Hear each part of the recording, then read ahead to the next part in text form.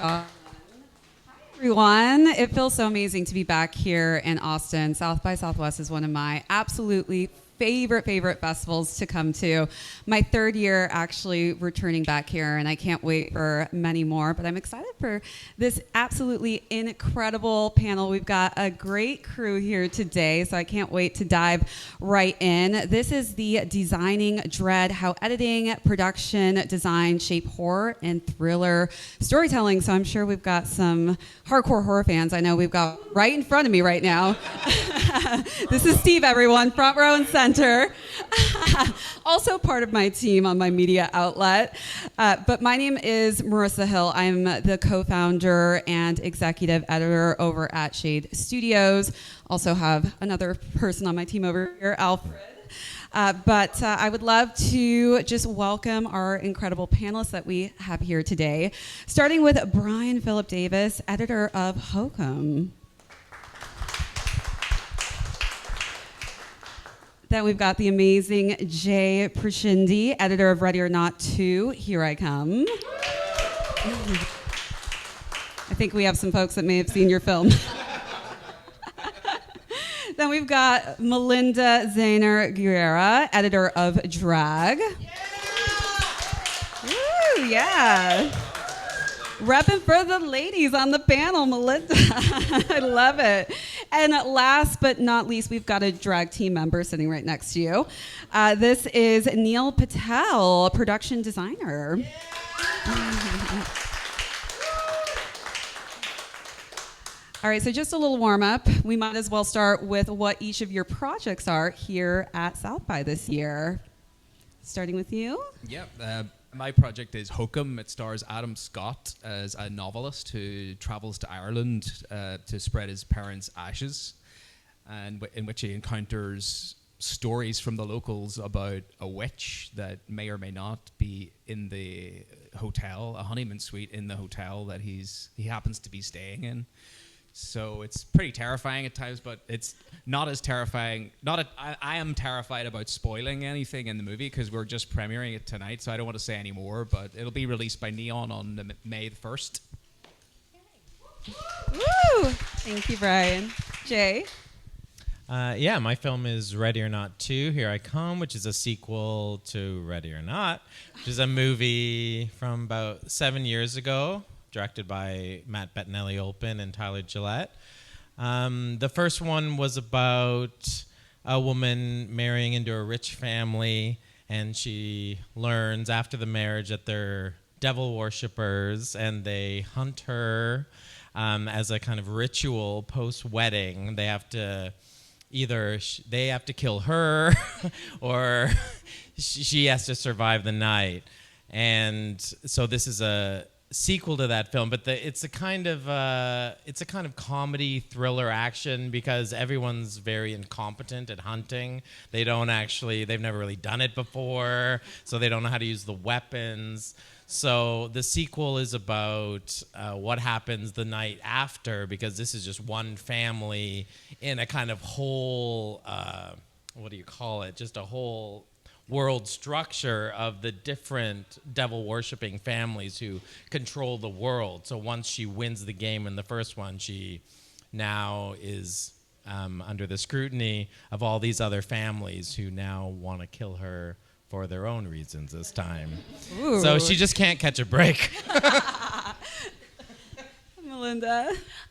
My film is Drag. It's a comedy thriller horror about two sisters who go to rob a house kind of out in the woods, and through some incompetence and some unfortunate turns of events, may be in the wrong place at the wrong time. I'm Neil Patel. I'm the production designer of Drag, which, yeah, you summed it up.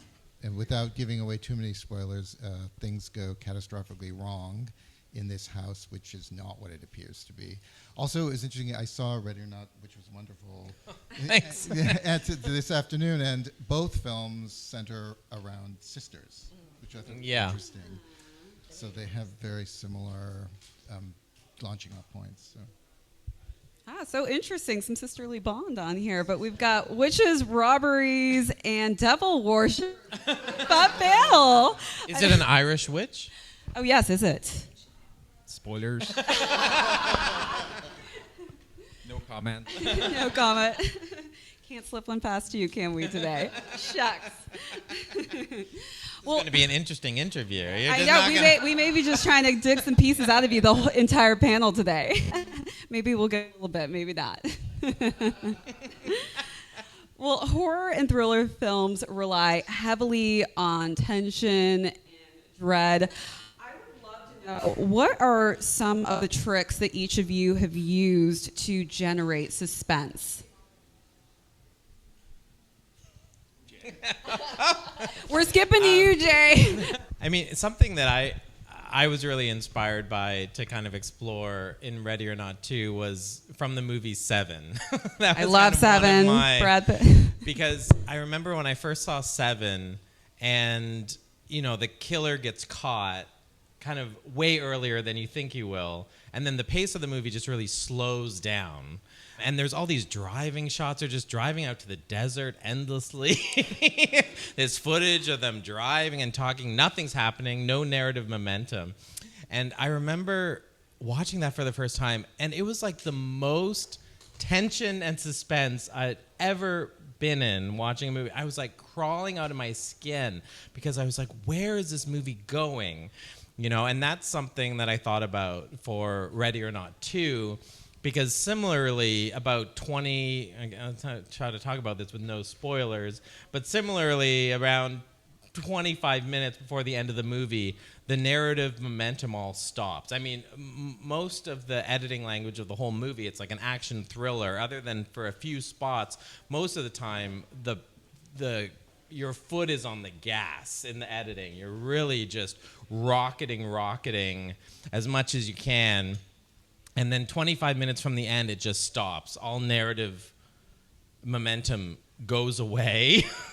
And it was really just this experiment to see how long can we draw this out? How slow can we make this to just leave the audience in this place of, where is this movie going? How are they going to get out of this? And by almost nothing happening in a way, not that nothing's happening, but there just isn't that narrative momentum to explore that kind of suspense and tension. And that was really fun to kind of see how long can we play this until it just breaks, where the audience just starts going, well, nothing's happening. So that was kind of, for me, a kind of mode of tension that I'd never kind of explored myself. So that was kind of really what I was enjoying exploring with Ready or Not. I spoke to a lot of people actually who were at the actual premiere yesterday, and I think the pacing was just one of the things that everyone was loving from start to finish. Oh, awesome. They were so entertained. Was there a moment where you were a bit scared? I don't want to give it away as well, but I know there is one particular scene where it just completely goes left field from that fast pace. Yeah. Did you think, oh no, what if the audience drops off in this moment? Are we gonna maintain their attention? It was always a creative risk, not just in terms of pacing, but also just narratively. I mean, and the directors knew that as well. Is like, it's an unexpected ending. It's very different from the first movie, which is something they wanted to do. They wanted to do something that was very different from the first movie, something you were not expecting, and so they knew as well. It's a creative risk. And it's like the audience is going to go with it or not. And I don't know. You have to leave it up to the audience to decide. It's like, but it seems like people went with it, which is they absolutely loved it. Malinda, how about you? Any tricks for suspense? I think, a lot of it is, I think we talk about pacing so much and drawing things out where to build that sense of unease. With drag, it was a little different because it was also a comedy at the start. There was a level of how do we kind of keep the audience on the back foot about whether or not are we allowed to laugh? Are we supposed to laugh? What is this environment that we're kind of setting them up for? So there was a bit of a balance between like kind of a faster pace cutting, setting up the relationship with the sisters, and you're wondering, is this where our tension is? There's something between these two. Then we're in our house, and it's like, is something in the house? So that dread was kind of an up and down of like faster paced comedy, and then maybe letting like longer shots and absorb, especially once we're in the house and Neil had made this very big open space with all this art, and we're kind of going through it and not really sure where we are and what this environment is. And I think that was part of like the push and pull of making the where they are scary, but then what they are doing is funny, and just not really letting the audience settle into one thing or the other to keep them kind of uneasy about what is going on before we really explain where this is headed. Well, it's interesting now that I think about it, because Drag and Ready or Not are both kind of horror comedy in a sense. Do you find it a bit more difficult when it's not so hyper focused on just horror or just comedy versus having to mix the two genres into one? I think that's a little bit more of a difficult dance, or that's where some of the fun is too, because we weren't trying to say, I mean, once the tagline comes out, everybody knows like, oh, it's a comedy thriller. But when you're going into it, you don't want to really give everything away up front, and finding those moments to allow for laughter, maybe in something that isn't really funny, and then you're questioning yourself. So yeah, it adds that kind of, you get to paint with some different colors, because you're not like, okay, we're in a horror movie and we're using like horror score, and we know we're like doing longer shots and jump scares. So you kind of have to rewrite some of the language of like a traditional horror or comedy, and that's the difficulty, and it's the fun, I think, and it's the fun for the audience too. Sounds like a very tricky balance. Jay, did you find some difficulty in kind of having that comedy element as well intertwined? Yeah, because the danger was always, especially in the early part of the movie when the game is getting underway, the hunt is getting underway, finding that balance was definitely very tricky. And the actors and the director, it was all kind of an exploratory thing for them. It's like looking at the dailies. I think a lot of the times you wouldn't even think it was a horror movie. I think a lot of the times it looked more like a screwball comedy, because just a lot of times the level of performance was dialed into this really heightened sitcom tone. And they kind of shot on a whole spectrum, where almost we fantasized about doing a B-side edit where it's like, for every shot in the movie, let's take the tonal opposite and just cut that in and see what that would look like, because there really was so much variation in how it was filmed, the level of performance. And, in editing, we ended up toning it and finding where that balance is, because we found that if things became too comedic, you just stopped believing in the stakes of the hunt. And so finding, how do we do humor? What is the kind of humor of even though it was a sequel and there was a template of the first movie, it was still a huge discovery process, because I think even the first movie, the memory of the first movie is maybe more comedic than it actually is if you go look at it. And so I think actors, they were exploring that kind of heightened comedy tone. And that was something we, especially in the early parts in the movie, we pared back a lot of jokes, because it just made it feel like the wrong type of movie. So we really tried to find, just some more grounded humor, some more character-based humor, situational humor, as opposed to, just more riffing and funny lines. So there's a lot of stuff we cut out. Huge balancing act. Brian, coming back to you on Hokum, any tricks that you use when it comes to suspense? Generally, I think like one of the hardest parts of our job is just being objective and trying to imagine that we're watching a scene that we've cut. We're trying to imagine that we're seeing it as an audience member for the first time. Like we have seen the movie, we've read the script, we've talked to the director, we know the movie inside and out, so we know exactly why everything is happening, story-wise, and it's like it's almost impossible to figure out what an audience member is going to make of that on a first-time viewing. So you're just always trying to like wipe your brain clean of all the stuff about it. And I think I watched a video once of Walter Murch reviewing something that he'd cut, and he did like this little commentary over what he was watching. The images were playing, and he was saying, she's looking at him, he's looking at her, and he said, and then he blah, blah, blah, blah. And it's like, I always keep doing that little commentary in my head, like what story is the audience member putting together in their head based on the images that I'm putting in front of them. Yeah, and just having that clean slate in general sounds like it's so difficult to start from square one with everything. But you all are so talented on this panel that you can do everything and anything. Neil, I want to point this question over to your direction. As a production designer, I would love to know how you use props, decor, and layouts to build tension. Yeah, well, as Malinda was saying, so our movie takes place in one house. So this house is revealed slowly in the course of the film to be not as it appears to be. So the production design and the decor and the props all are part of this storytelling, because they're breaking into the house and we don't know who the person is who they're breaking into at all, except that he's wealthy enough to merit this break-in.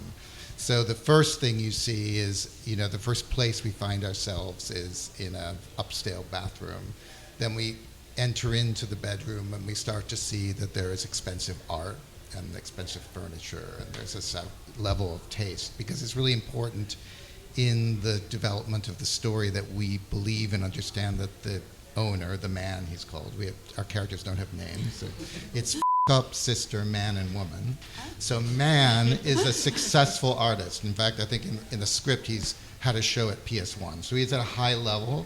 So that was my job in the beginning, because it's kind of the levels of the house. The second floor, we need to understand that he is a high-level artist and he has a lot of money. And then there's a geography that's very important, hence the title, drag. And there's if anyone's seen the movie, there's a very important nail. That was when you get into the micro, that was an obsession of mine, was to find the right nail. In fact, that was the first thing I ordered. Wow. When I got into my office, I ordered different nails. Wait, where did you find this nail? What kind of nail is this? Amazon. Wow. For the win. But it's very important. And then when we get to the first level of the house, then it's what Malinda was describing. It's an expansive space. There's a giant sculpture we built that is actually, I think, the first thing that Sister sees when she comes in the house. So we know we're in a place that's a bit unusual, but not sinister necessarily. But then we start to reveal the more of the lair of the man, and then that ends up in his salon, where he brings people to draw them, and that's the first time we see his paintings, and that was another starting point of the design. Greg, our co-director, painted the paintings, so we talked a lot about what they should be, how they should look, and they have a huge payoff later in the movie. So that room is more, I think one of the, not necessarily tricks, but methods with production design is use of space, expanding space. The elongated hallway is a major horror trope. So a 20-foot hallway becomes an 80-foot hallway. That creates tension. But also, I always think of the shining hallway. Yeah, exactly. Come play with us. Classic, right? So, but also compression, going from large space to small space, danger and claustrophobia, compression. And that space, his studio is very small, very colorful, very eccentric. Oh, by the way, my art director and set decorator, Faye and Zeba, are here. So Team Drag on the couch over there. I love it. So we all work together to figure out those looks. And then the basement, which is the true lair of the man, was inspired by Francis Bacon's, which is reconstructed in Dublin, I believe now. Yeah. Anyway, which is just a nightmarish, claustrophobic, more classically horror space. So it was really about designing those. And then I worked very closely with directors Raviv and Greg, and with Ben, our cinematographer, and we were all in this house together. So I would go up from my office and we'd shot list and figure out exactly how to use the space to tell the story. Is it much easier for you when you're just fully focused on one space versus having to go to multiple locations and worrying about multiple spaces in film? I'd say in a sense, it is just logistically, because you can just be in that space and really analyze it. But in a way, it's even harder, because one of the other challenges in the design is to give variety in the look of film, so we don't get bored with the house. So that was another challenge, was to not in a way that confuses the audience, but that is constantly revealing the house, so we don't really entirely understand it, so that it can constantly be surprising to us, because surprise is a big part of the way this screenplay works. Well, the house sounds like one of the coolest characters, so intricate and detailed, and we start in the bathroom. How cool. I would love to know from each of you, for each of your films, is there a specific scene that really just inspired you and you love so much, of course, without giving too much away in your films, but it was just so fun to work on? I'm gonna have to skip that one. I was gonna say, I looked at Brian and I was like, I feel like anything you say, even Irish too. So, Jay. I mean, it's so hard to say. There are so many, so many fun things. Yeah. I mean, and for you specifically, you've got such a star-studded cast. Yeah. Is it any different when you're editing projects where it feels like you have more pressure on your shoulders when you are working with such a huge cast like this? Yeah, I mean, it's always difficult with a big ensemble film, because a lot of these characters, you have almost zero time a lot of the time, not exactly zero, but with some of the characters, you have like 2 minutes, over the course of the film to really get a sense of who they are, which is That's so stressful. 2 minutes, my goodness. So it's like, what are the good 2 minutes, for some of the minor characters? But all of the characters in the film are important because they're all involved with the game. They all have personal stakes. So, I mean, figuring out how to kind of balance those needs and kind of service each of these characters while not losing track of the main storyline, the main core of the story, which is the two sisters who are working together to survive these devil worshippers. But, I mean, interestingly, I think those were the scenes that both myself and the directors loved the most, were the scenes between the sisters. I think, that's kind of, it's marketed as this kind of action-adventure, thriller, gory comedy, and the fun of it. And, of course, that's a huge part of it. But for us, it was the emotional spine of the story, which was following these sisters. And, for me, just some of the scenes of just the two sisters talking to each other, getting over their past, trying to come together, in this kind of insane scenario as almost a metaphor for how do people, close family members or close friends, how do you overcome the things in your past, how you've disappointed each other, how do you get past that and work through that? And, this wild over-the-top situation is kind of really just an allegory or a metaphor to explore that. And so those were some of my favorite scenes, honestly, is just the emotion between the characters, how much history and the complex layers.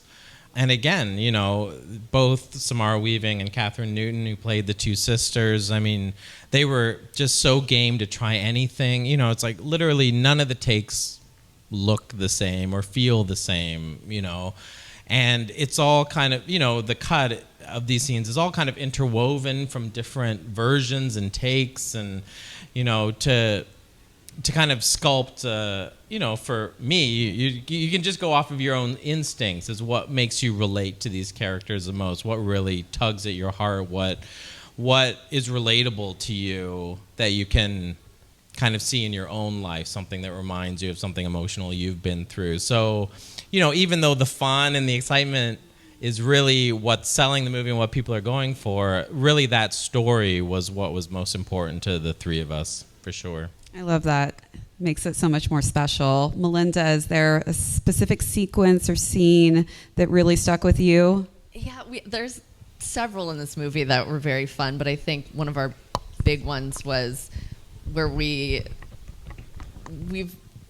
made the turn to kind of reveal what this is really, the story is really going to be, but then have a scene where the man, John Stamos, is going into his real lair and about to start working on some of his art, and we reveal at the end of it kind of the ultimate sinister thing that is actually going on in this house.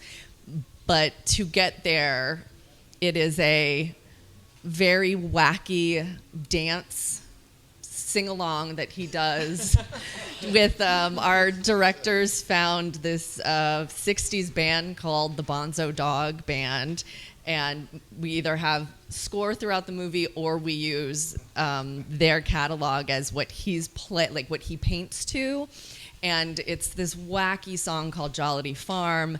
John Stamos is changing out of his outfit into what he paints in, which is very crazy, and sings along to this ridiculous song about pigs and making animal sounds and setting up his workspace. And it's very funny, it's very comedic, it could be it's a little campy, but we're also still in a horror movie, so it was very fun to and figure out how to just all of a sudden left turn into this kind of zany look at what this guy really is in his home, but then also you very quickly ripped out of it into like your big like oh shit moment, like this is what's really going on. So that was fun to play around with, like really throwing like the wall, like all the spaghetti at the wall with the comedy in that, but then still being able to like reel it right back in at the end to be like, oh no, this is actually really bad. Like we just had this wacky John Stamos moment,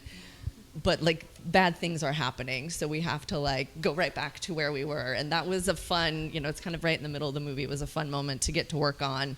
As soon as I saw those dailies, I was like, oh no, I have to do this right now. Like whatever scene I was about to work on, I was like, oh no, we're cutting this today because this is just so wacky and fun. Wow, that must have been so fun working with John Stamos. I mean, I would be cracking up. I don't think I would get any, honestly. It's a different John Stamos than you perhaps used to. I'm going to say Very new. John's coming into a villain era, and he is definitely in it in this film. So if you are an Uncle Jesse fan from back in the day. Are we getting some Uncle Jesse from Full House? I guess not. Yeah, he's a little different Uncle Jesse. I have seen him perform with the Beach Boys, so super entertaining when it comes to music. I guess we'll have to check out the Bonzo Boys. Is that the Bonzo Dog Band? Yes, everyone check out the Bonzo Boys. We'll have to listen to this wacky song that plays in drag. Neil, I know that you have some attachment to this nail you purchased on Amazon, but other than the nail that you loved so much, is there a specific part of that house that you were just drawn to? I think definitely what I was describing as his salon, that was the set I definitely was focused on first, because that's the biggest reveal, though it's not a complete giveaway to the the insanity that happens in the basement, but it is revealing like this very eccentric, very, unpredictable character. And that character is really expressed in that space. So I love putting that together. I mean, because we all have salons in our houses as well, right? That's normal. That's the retreat to the salon. Exactly. Anytime anyone's over at my place, feel free to use my salon. Nice and bougie. All right, Brian, without any giveaways for this next question, I promise we may try and pull one more out of you, but maybe not. He's a fighter. Suspense and scares are central to Hokum. How did you approach pacing and timing to keep the audience on edge while also delivering moments effectively? Okay, I'll give it a go. So With suspense, I mean, people talk a lot about jump scares, and I think jump scares, are becoming a little bit of a sort of a cliche thing. I think the audiences are getting a little bit more wise to them. So I did a previous film with Damien McCarthy, the director of Hokum. I did a movie called Oddity that screened here a couple of years ago, and people were praising the jump scares, and to me, I didn't realize like which jump scares were the best until like the audience told me, you know. So for us, it's always about the build up to the jump scare, and it's about building that suspense, and again trying to imagine what a first time audience member is gonna make of this build up to the jump scare, and then the actual jump scare itself. You know, you just have to make sure it's happening quickly, you know. So it's just to make sure that the suspense is built up, and any scares that are in the film feel earned. You know, it's not just like a cat jumping out of a cupboard, you know. Oh, actually, you know, my friend Emily was literally talking about the cat jumping out of a cupboard, right, Steve, last night? Yes, the random cat. That can be cool, you know. Yeah. I'm always like, that's a great business. I wish I had a cat that just constantly booked horror films jumping out of cabinets, you know. What a great gig. I would love actually to just open up the panel as well to the jump scare effect, because that is kind of interesting how audiences, I feel like, have definitely evolved over time, and it can kind of be tricky scaring an audience these days, and the overwhelming effect of the jump scare can kind of take away from the film, and you lose interest pretty quickly. How have you managed to kind of navigate around that? Yeah, I mean, so I also did Scream 6, which had a lot of jump scares in it. Ready or Not has some, and it's not kind of built around that as much, but definitely that's definitely part of the game. Is you know, especially with a movie like Scream, which is about the kind of metatextuality of horror movies and people being savvy to horror movies. Your audience is savvy to horror movies, so you're kind of aware of this. You know, when you're making a Scream movie, it's like you're really playing for a very sophisticated audience who's kind of seen it all. So, you know, definitely a lot of discussion went into, you know, and exploring different things about how do you build up to a jump scare, because they know it's coming. So it's like you almost like it almost just like folds in on it's like just the mind game of it. It's like, are they expecting it here? No, we fake it here and then we build it up to here. So it almost like the build up becomes almost like insanely long before you get to the jump scare, so you just don't know what to expect anymore.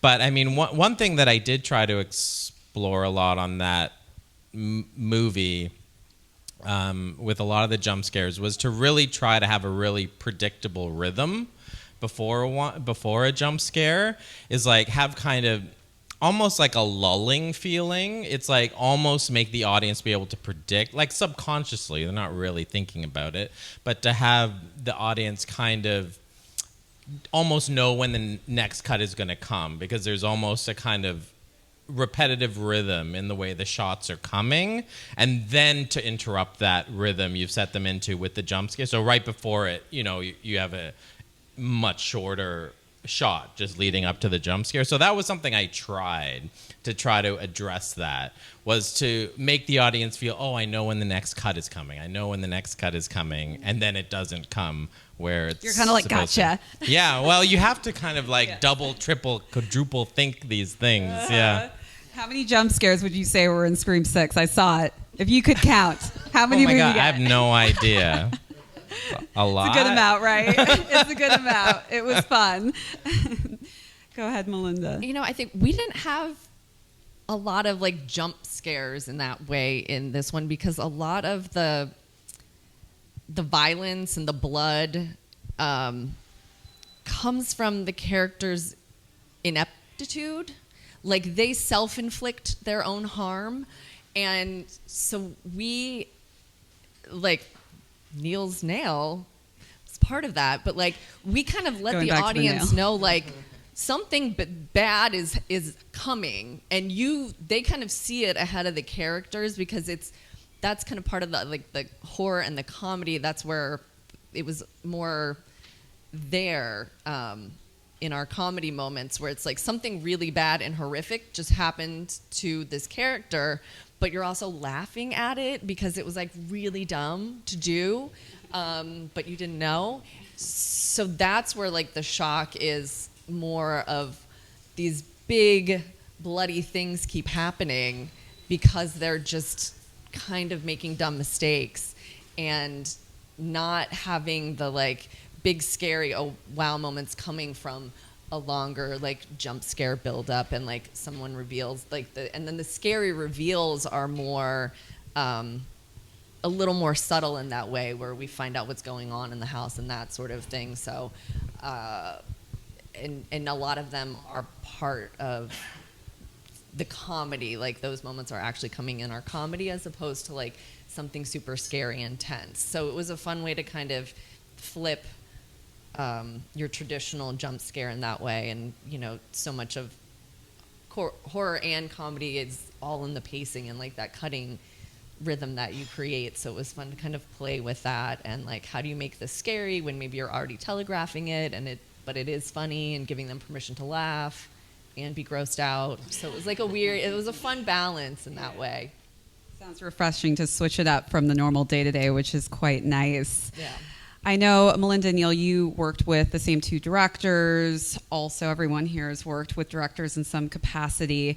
How much freedom did you get on each of your projects as far as each of your duties and skills go? I'll start that one. I've worked with Damien McCarthy twice now, and one of the unique things about him is he does not watch anything that I have done or speak to me until he's shot everything that he wants to shoot. So I do start on day one of production, and I keep up to camera, which means by the time they've shot the film, I'll have an entire cut of mine on a timeline. So I'll feed back to him, like send him screenshots on WhatsApp. You might want to grab a close up of this, or this might be useful. But he doesn't watch anything that I've cut until he comes in after the shoot. So he'll come in on day one of the edit, and we'll sit and watch the entire film from start to finish, my editor's cut of the film. And that's quite unique in the way that he works. Not all directors work like that. Every director's different, and I feel like I'm a slightly different editor for each director. Do you prefer directors being more proactive from the start, or do you like how this director's approach is a bit more? I feel a bit more pressure probably. If he's not watching what I'm doing, then it's like, okay, I guess we're getting it then. It's kind of like if the director's watching assemblies during the shoot, then at least they're taking a little bit of responsibility for what they could pick up while they're still shooting, so. But Damien didn't have to go back and pick up or reshoot anything. Like, he storyboards his films. He's so prepared that we captured everything in principal photography. So it's pretty amazing. Nice. Good. Yeah, this is my second time working with Matt and Tyler as well. And the process is quite similar, what Brian's describing. If they have a concern about something, or if they're worried about something, I'll send them scenes in that case. If they're just not sure, or if they think we might need pickups or to tone something differently. But for the most part, they're not really invested in what I'm doing during production. Also, they very rarely have to do reshoots or pickups because, as I've kind of indicated, they shoot so much, and they shoot. They they come from a kind of guerrilla background, a YouTube background where, and they kind of bring that energy into a lot of their filmmaking. So they shoot just so much. It's almost like if you think you might need it, we get it. So there's very little reshooting that has to happen, and the volume of footage they're able to get in a day is really incredible. I'm pretty much, unless they think there might be a production problem, I'm pretty much left alone for the most part to deliver my own cut. They also enjoy me to have the freedom to take a big swing, to do something completely different from what they're expecting. But then once production is over, they are heavily focused, more so than any director I've worked with. Because they also used to edit all their stuff. Only their last 5 films have they worked with other editors. Prior to that, they edited all their own YouTube videos, and then their first couple of features they edited themselves. So, they are editors themselves. They have their own editing style. They know what they like. So they are very, very involved. They're there, you can set your clock by them. They're there from like 9 to 5 every day. And then and during that time, we're just bouncing ideas off of them, recutting while they watch. And it can be a bit intense sometimes because you often don't have a lot of time just on your own to kind of explore something, especially when they bring some of the other producers in and then everyone's kind of bouncing ideas off of all day, and you're just trying to like keep up with all the ideas and execute in real time as they're like staring at you. Do you find that you sometimes misunderstand what they're going for and then accidentally come up with a better idea? 'Cause that's happened to me. I mean, it's challenge. It is. How deep do I go into this? Because I mean, especially when there's lots of people. Sometimes there would be, including them, 5 people in the room, and everyone's energized and having ideas, and it can because you don't want to just do. You don't want to just do what they're saying, because sometimes that doesn't work, or you have to address. I mean, this is always the case with notes. You often have to address the spirit of the note more so than the exact thing they're prescribing.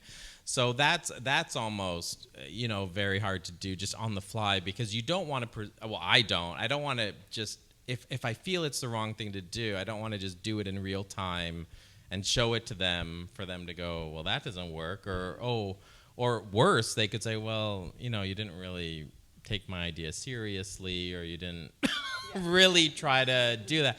So, that's easy enough when you have time to like go away and think about things and how can I address the concern. But it can be a bit intense in real time where you have an idea and they have an idea and you're like, okay, well, I don't want to do that exact thing, but I'm trying to figure out something else how to do this, and how about this, So I love it. Absolutely love it. It's perfect. So they're exhausting days for sure. By the time they leave at the end of the day, I'm just like wiped, because it's just like you're just in active thinking mode all day long and without a Do you let up. prefer working with directors who come with an editing background versus directors who don't really have that background? I mean, it really has. I feel working with Matt and Tyler has really evolved my editing style. Because they were editors themselves, and they have a huge editor sensibility, and I haven't worked with directors before who are so kind of sure about what they like about editing. So it has really challenged me to kind of go above what I would normally bring to the table or think about things in a completely different way. So I have found that my editing style has really almost changed since doing Scream 6 to kind of incorporate what I like about their style, what I like about my style, and you evolve as you work with different collaborators. Yeah, I love that. All right. Team on the end, Malinda and Neil, you worked with the same directors. So how was it for each of you? I mean, it was great. I think very similar to what both of you all said as well. Like, they were a first-time writer-director team, and they were very meticulous about their pre-planning of their shots. Like, they were in the house building it out for like a month, and so they went through, and Greg comes from an animation background as well, so storyboarding is something he's very used to doing, and they went through with their iPhone, and the two of them, I got all these shots of like Greg in the bathtub and like they had everything so really planned out and ahead of time, and I shared with me, so it's like I could see what they were planning, what their vision was for all the scenes. But then,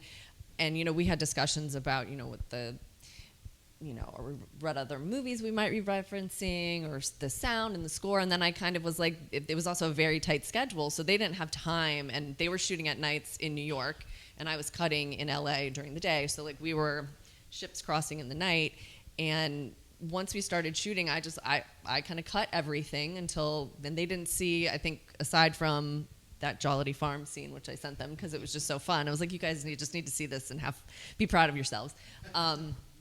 But yeah, they didn't see much until, I told them if there were maybe pickups I thought we need an insert here, that sort of thing. But because they had planned everything out so well ahead of time, there was literally, I think, one shot. I was like, we could have used that, but we ended up not. Yeah, and then, once it got to the editor's cut, then that was the first time they saw really everything together. And then they basically moved in to my condo, and it was like, nine to school pickup time. Like, they were there every day, and just like, because there's two of them too, they're like, ideas coming from both sides of the couch, and you're just you're like on the whole time, and like, how do I process this one and how do I process that one? And but they were also just wonderful to work with because they were very trusting, because it was their first feature and there's a lot on the line. And then we're also working with like Danny DeVito as a producer, so like he has very like history and comedy and everything he's done, that like he's then getting into the chat and adding opinions, and we're blending everything together to make the film. But they were just open to like being guided, and it was ended up being a very collaborative process. Like, they weren't overly defensive or precious about anything, and we really were able to kind of like get in and get dirty after a while and make the best of what they had shot. And it was kind of like I keep saying, like a unicorn experience working with a team like that it was like very collaborative, and everybody was really together moving in the same direction. So it was fun. I guess you have to be a bit comfortable if they're moving in basically into your condo. They have to be comfortable in my tiny office. And it's kind of like because I was, of course, on the opposite end of the process in the beginning, which we also were all living in the same. Well, we weren't living there, but we were in the day. We were all in the same house. It was basically a cult, yeah. And they were. I had a similar experience. They were incredibly collaborative and trusting, I think, of everybody in the team, and super well prepared. They also came with, and the reason I think we were all attracted to the project, a brilliant script, and it's great to work with a writer-director team like that, where they have thought things out so well. But at the same time, they were, it's interesting because Greg is an animator, so he's definitely a visual person, so he can relate more. Like there's a little sculpture that has a story throughout the movie, and is interesting where it ends up. But I designed that. Was also one of the first things I started designing, and Greg would just come in my office and we'd sit on the computer and play around with it, and tilt this, so it was very nice that way. It was like we were really working with it together, and they also completely understood my process and what the limitations were, but also what the potential could be. So it was really, and I was also, Ben Goodman was really, the DP was really integral to that when we were figuring out how to use the geography of the house, because the house didn't have everything we needed. So there needed to be doors where there weren't doors. We needed to change the architecture of the house and build things to make the script work. And then there were certain places where the script was butting against the reality of the house. And that's, I think, where Greg's animator mind, where you can just draw what you want. It's like, no, we have to deal with, there's a wall here. So we have to think about shooting this differently. But they were really, I think, trusting of me and Ben to help them figure out how to do it and make it look fluid and seamless, which I think it does. And how is it working with two directors versus just one director? I found they are so attuned that I didn't really, they're almost like they're the same person. So I never felt like, if Greg said this, then Raviv will agree. I don't really have to check in with him as well. Like, I know that they're going to be fine. Yeah, it's the same thing with Matt and Tyler. It's really quite remarkable that, they do. I don't even know how it happens, that just their sensibilities have become so aligned somehow that they really, it is, I don't know, I'd say maybe 90% of the time, they are just completely on the same page. And then that other 10%, they're just on complete opposite. And it's like, Well, I can't. Mommy and These Daddy are are fighting. complete opposite. I can't do this both. You know, so some of those moments end up going back and forth over the course. Try this. No, let's go back. Let's try. And you know, and Rock, paper, scissors for who gets the better idea. yeah. Great So game to solve everything. Can I just say, I was also living with my director. Okay, Brian. And for you, how do we get our own apartment? Bigger budgets, Bigger I budget. guess, right? Bigger budgets. I would think like childcare would be. Don't they need? They can't just live there. The child wasn't kids were in living school. there. Really. So they left when it was time to go pick up. School pickup was perfect. It was like, what time does your daughter get out tonight? I need a break. Yeah, thank God for directors' families. Thank God for God. children.